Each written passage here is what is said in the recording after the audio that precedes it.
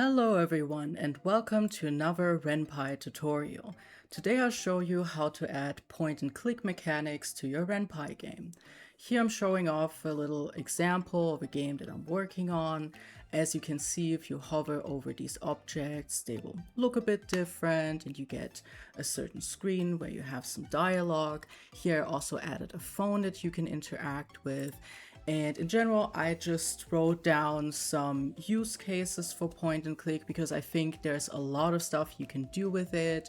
You can create interactable rooms, you can create a map, like you could have a little town where the protagonist could choose where to go. You could choose between NPCs, investigating items, hiding secrets, clues, additional lore. You could use it for movement options throughout a building with arrows, or you could make that the doors light up. You could even make little mini games, honestly. And in general, custom choice buttons where you don't have to adhere to how the engine does the buttons. So you can just make the choice buttons look however you want to. It just gives you way more options with customization and stylization. Style. And of course you can also create interactable surfaces like computers, phones, documents, books. I also thought about like a photo album could be kind of cool where you have where you can flip over the pages and then maybe discover a photo that shows something. When did this happen? And it could be like a hint for something. But yeah. I just wanted to go into that before getting to the Speedpaint, because here I'm gonna create a point and click scenario from scratch so you can see the entire process. For this, I basically planned that there's gonna be kind of like a table area and we have some items on it. And I just went ahead and doodled it, didn't care much about perspective or anything. It's just an example, but we're starting off with a notebook. The reason why I'm going with 3 items here is because I want to show you different options, how you can make something light up when the player hovers over it. And for the first one, we're just gonna go with a simple white rim. And what you want to create, basically what we're doing here, is you want to have an idle artwork of an item and a hover artwork of an item. So the one with the white rim is going to be the hover version, and the one without the white rim is going to be the idle version. And next I'm going to do a pencil case. Here I'm going to use a different method where when the player hovers over it, the pencil case is actually going to open up. This is by far my favorite. It just makes it look way more interesting. And I had honestly fun making the pens kind of stick out and all of that. And later I will show you how to cut everything so you can put the images into the engine.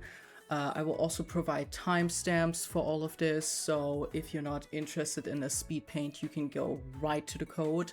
But please, if you do that, stick for the part where we are gonna cut the images and we're gonna take the measurements, because we will need those for the code. We're basically going to tell the engine where to position the image of the item.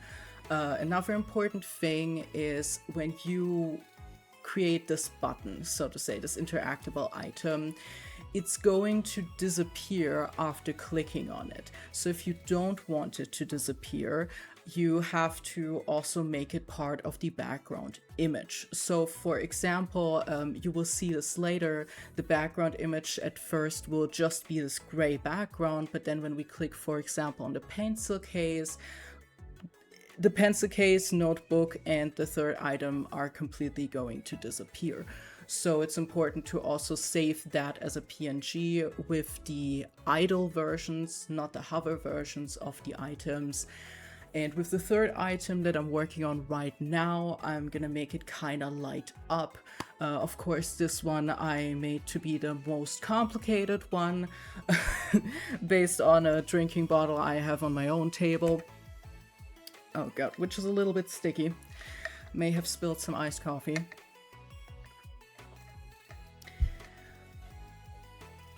But yeah, pretty much you can create whatever you want and make it clickable. You could use it to make an investigation. You could even use it to make like a little RPG kind of like thing.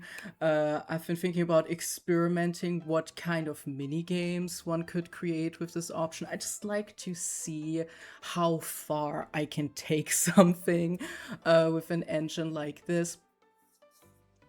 But of course, you can just go for the simple, more common use cases. But in general, I recommend putting some point and click in your Ren'Py game, because a lot of visual novels will just have story, story, story. And then every once in a while, you maybe get a choice. And it's important to keep in mind that the player needs some interactivity for it to still connect with the player, for the player to still feel like they're playing a part in this, and that it feels like a game, right? And it's more immersive that way, it's more interesting.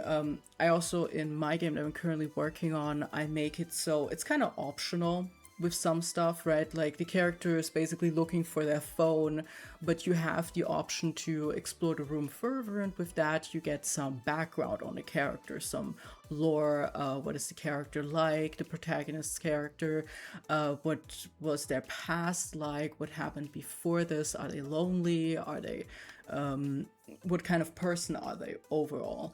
And with that, the player gets kind of this choice, okay, do I want to get into this, or do I just want to progress in the story? And I think that's in general great in a game when you have this choice, what really interests you the most. And maybe you have a certain character that really interests you, and for that one you're going to explore the room, but not for the others maybe.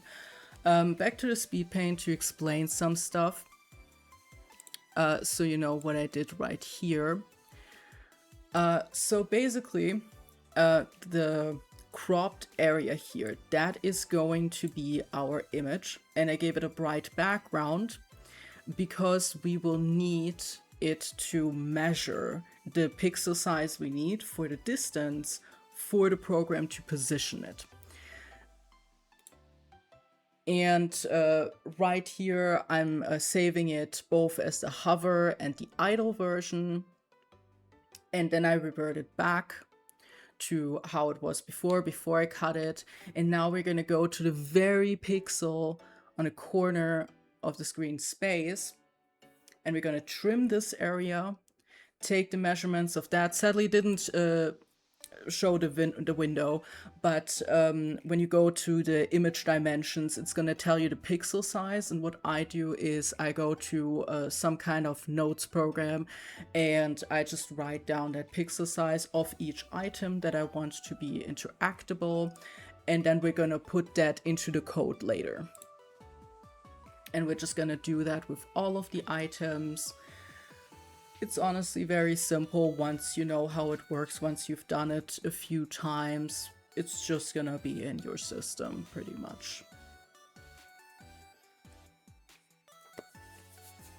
But yeah, I'm really excited about the point and click stuff, especially because if you make that the conversational choices aren't the Ren'Py conversational choices, but you make them custom buttons, point and click buttons like what we're doing here, then you could also make that while the player thinks it's just conversational choices, they can actually click somewhere in the background to have some kind of secret. And I want to put that in some game, definitely. Like, I'm having so many ideas, and it's been a lot of fun working with Ren'Py lately. I'm discovering new things all the time. That's why I'm making Ren'Py tutorials right now. Before that, I've been doing RPG Paper Maker tutorials, which I'm gonna get back to. Like, don't worry for anyone watching who came to my channel specifically for the RPG Paper Maker tutorials. They are ongoing. I will continue making them. It's just that I'm focusing on Ren'Py right now because my main projects I'm working on right now are in Ren'Py. I'm also joining the Spooktober visual novel game jam on itch.io. That goes from like the beginning of September to the beginning of October, and then October you can play the games. yeah, just finishing on that part. Yeah, I'll be joining that, and it's just for visual novels, so I'm gonna make a visual novel for that. So there's gonna be a new visual novel of me in October. That's all I wanted to say. But yes, now let's go into the code. So as you can see, I already have some code here. That's because that's basically the project I used to figure out how to do the point and click. I watched some tutorials myself, and I combined some code with some other code that has to do with how I did the title screen, the custom one in my last tutorial. Check that one out as well if you're interested. And that's why there's already code here, but we're gonna go through this together. So we have the label start. I'm gonna change the background later. This is a table or something, right? And then we have the screen. Call screen, whatever, and then the screen. You can position the screen pretty much anywhere, but I like to do it right under that label. You can call screen whatever, and then the fixed part, what I wrote here, fixed style, prefix, navigation, spacing, GUI, navigation, spacing, that is there to basically tell Ren'Py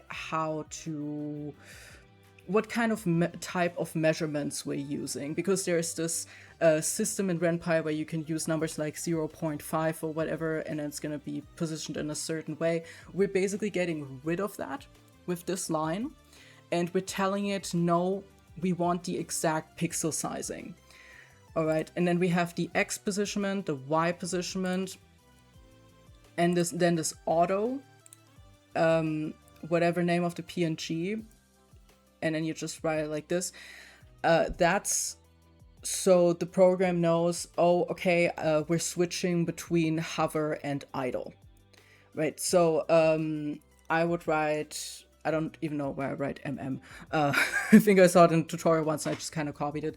But for example here, _notebook_idle and _notebook_hover would be the file names. And by just giving this %s thingy, it's gonna determine itself when the player is hovering and when not. It just makes things easier. And then the action jump, and it's gonna jump in this example to a label, the label 3, which is gonna tear whatever. But we're gonna change this a little bit, so when you interact with the notebook, it's gonna be like, wow, it's a notebook, right? But yeah, we're gonna put the numbers that we have from cropping the corner of the images earlier in the Speedpaint. We're gonna put these numbers in here now. We're doing the notebook first. I'm just going from left to right. But you could also, of course, make that this progresses the story in a different label, like a different branch of the story.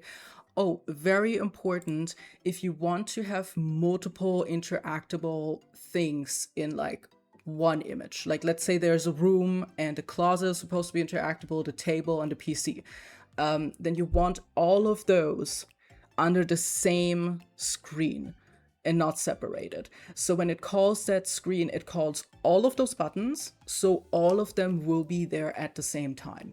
That's how you do that. Yeah, and you can just copy and paste them and just put them underneath the previous one. And that's pretty much it, putting in the numbers.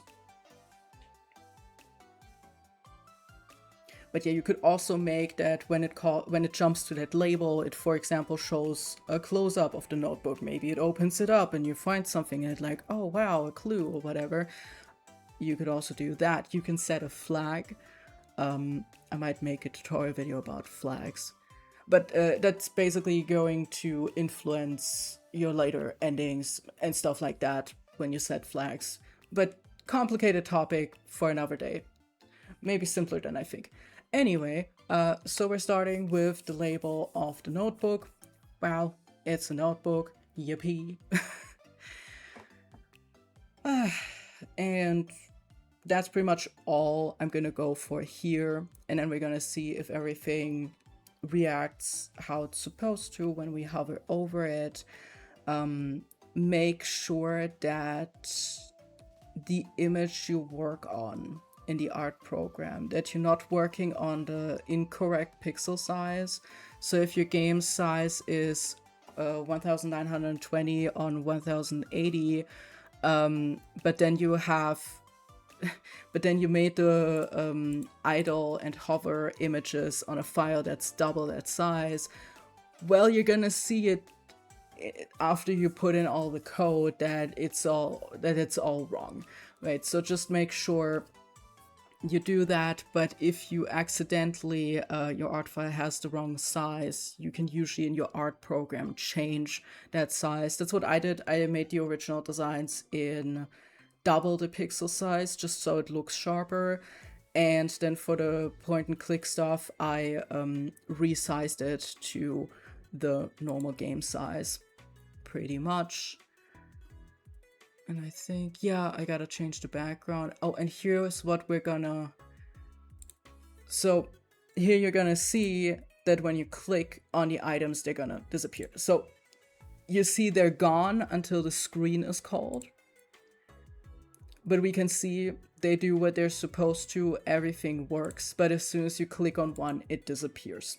That's why you want to save the image with the idle versions and make that as the background so they don't disappear, except of course for the things that you want to disappear. For example, in the game that I'm working on, you saw that the player picked up the phone, but the phone stayed in the background. I later realized, oh, I need to remove that from the background image so it doesn't look stupid, like why is there two phones, right?